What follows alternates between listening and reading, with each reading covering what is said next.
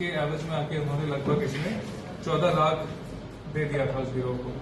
बाद में जब उनको समझा तो उन्होंने बताया और उसके बाद हमने मुकदमा कायम किया और कोतवाली थाने में इसकी बेचना शुरू की, जिसमें फ्रॉड संबंधी है, जिसमें थाना कोतवाली और उसकी साइबर टीम द्वारा बहुत ही अच्छा काम किया गया है और एक ऐसे गिरोह का इन्होंने पर्दाफाश किया है जो कि इंडिया और इंडिया के बाहर टेलीकॉम के औजार या फिर डिवाइसेस मिले हैं जो कि बहुत ही ऑर्गेनाइज तरीके से अपनी पहचान छुपा कर किस तरीके से बोलने का उसको उजागर करता है। ये मेरे ख्याल से ऐसे प्रकरण जो है वो एमपी में कम ही देखने को मिले होंगे। इस साल के पहले अमेरिका में भी फ्रॉड हो रहे थे जो वहाँ के IRS ऑफिसर्स बन के वहाँ के लोगों को ठगा जा रहा था। ऑलमोस्ट सिमिलर तरीके से चर्चा करते हैं।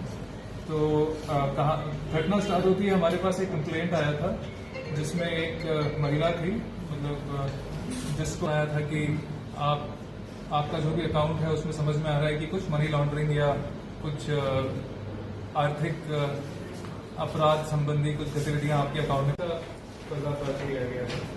और इसमें हम लोगों ने 12 सब बॉक्सेस और उसके साथ साथ लगभग 2000 के आसपास, मतलब 1700 से कई मोबाइल जब्त किए गए हैं और कई सारे टेलीकॉम डिवाइसेस जो पहले कभी भी किसी भी साइबर केस में हमारे द्वारा ऐसे कम टीम होंगी पूरे प्रदेश मर्डर के खुलासे हैं। एक दोनों ही कोतवाली के हैं।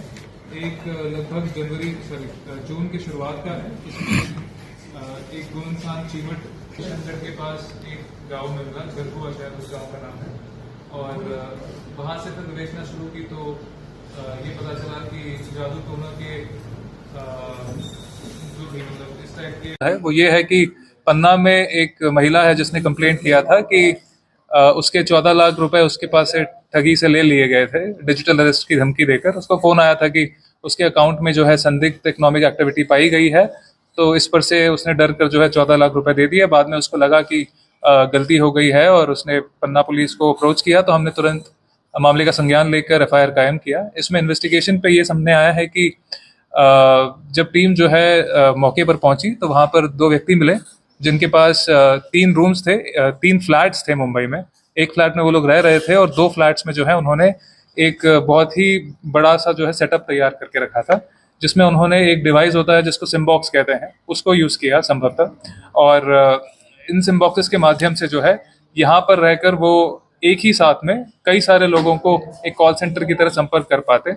और इसको 2 पार्ट्स में विभाजित किया गया था। जो इंडिया में जो मुंबई में बैठी हुई टीम है वो यहाँ के टेलीकॉम नेटवर्क से कनेक्ट होती, और जो एक्चुअल कॉल्स इनिशिएट जो हो रहे हैं वो थाईलैंड से इनिशिएट हो रहे थे, जिससे कि जो व्यक्ति है उसको ऐसा लगता है कि कॉल्स तो इंडिया से आ रहे हैं, हालांकि जो कॉल या फिर जो टीम पूरा कॉल सेंटर संचालित कर रही है वो थाईलैंड से कर रही थी।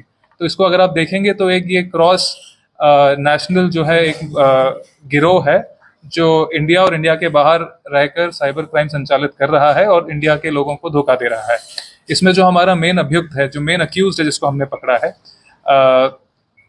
उसके पास हमने लगभग 1700 से लेकर 2000 के आसपास जो है सिम्स हमको मौके पर मिले हैं। ये समझ में आ रहा था कि वो जो सिम है किसी एक फर्जी कंपनी के नाम पे लेता था और इसको लेके जाकर हर महीने थाईलैंड में जाकर वो बेच देता था। बेचता नहीं था, थाईलैंड में जाकर वो एक अक्यूज को देता था जो उसके एवज में उसको पैसे देता था।